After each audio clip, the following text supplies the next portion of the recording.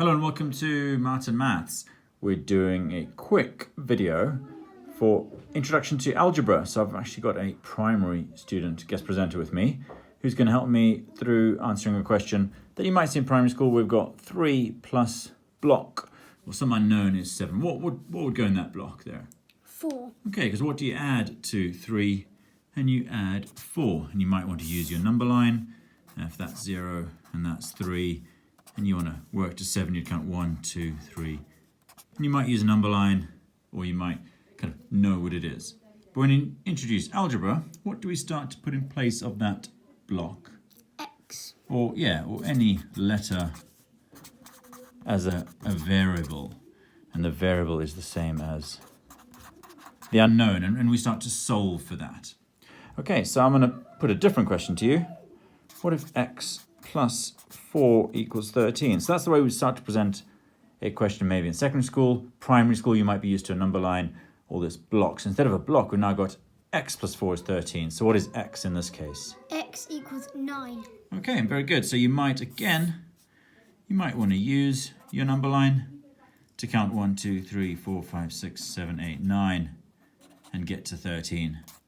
Or if you know your balance method, a technique there. Or if you just know your numbers and you know, well, what do I add to 4 to get to 13? You know it's 9.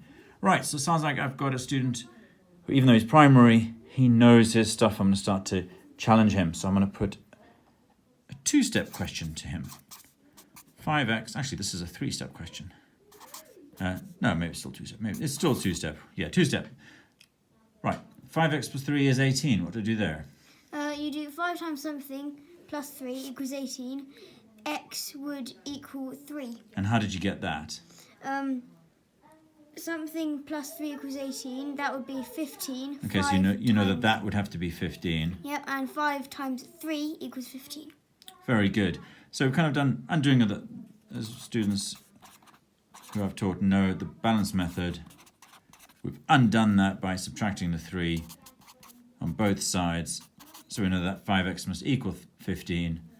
And then we undo that times by 5 by dividing by 5. And we get 5x equal to 3. Well, you're doing really well. Should we do one more? Okay. Okay, well, let's try one with the unknown on both sides. Let's try 4x plus 3 equals x plus 12. So I've got the unknown on both sides now. Now what do I do? Gonna have to take away the variable on both sides. Yep. So if I take away x on both sides, I'm taking away an x there. How many do I have? You have 4 plus 3 equals something plus 12. Correct. 4 times something. So I'm going to take away x on both sides. I'm going to have 3x plus 3 equal to 12. And then? I know you're going to have to do 12 minus 3, which is 9. So 3x equals 9. 3 times 3 equals 9, so x equals 3. Again, x. Okay, again, x happens to equal 3. It doesn't matter the answer is the same as the previous one. But as you can see, there's different steps there. So there we go. So that was an introduction to some algebra.